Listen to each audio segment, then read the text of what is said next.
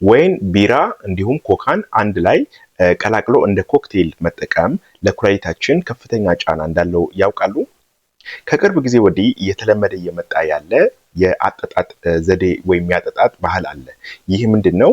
ወይንን፣ አልኮልን ወይም ቢራን እንዲሁም ደግሞ ኮካኮላን አንድ ላይ በጥብጦ ተከሽኖ የምንለው አይነት ፎርም ፈጥሮ በአንዴ የመጠቀም ሁኔታ እየተስተዋለ መጥቷል።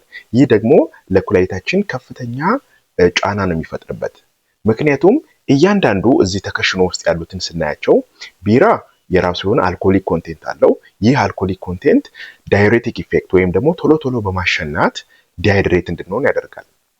ወይን ልክ እንደ ቢራው አልኮሊክ ኮንቴንት ስላለው የቢራውን ስራ ጨምሮ ዳይዩሬቲክ ኢፌክቱን ወይም ደግሞ ቶሎ ቶሎ ማሸናት ኢፌክቱን ጨምሮ ይፈጥራል።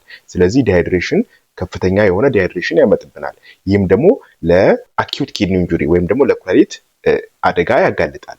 እዚህ ላይ ደግሞ እንደገና ኮካኮላ ስንጨምር ኮካ ከፍተኛ የሆነ የስኳርና የፎስፎሪክ አሲድ ክምችት አለው። ይህ ደግሞ እንደገና በተለይ ደግሞ ኮንትሮልድ ያልሆነ ስኳር ካለን ለኩላሊታችን ከፍተኛ የሆነ ጫና ነው የሚፈጥርበት ማለት ነው። እንግዲህ እኚህ ሶስቱን አንድ ላይ ቀላቅሎ ለኩላሊት እንደመስጠት ማለት ነው። ስለዚህ እንደ ቴክ ሆም ሜሴጅ ሄልዚ የሆነ አደልት ሞዴሬት የሆነ ኮንሰምፕሽን ላይ መጠቀሙ ፐርማነንት የሆነ ሲኬዲ ላይፈጥርበት ይችላል።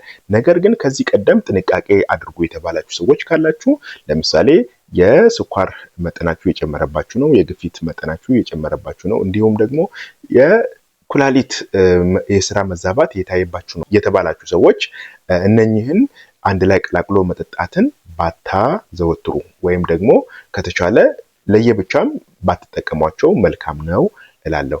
ለበለጠ የኩላሊት ጤና እንዲሁም ደግሞ የዲያሊሲስ ቲፖች ምክር ከፈለጋችሁ ፎሎ ማድረግ እንዳይረሳ።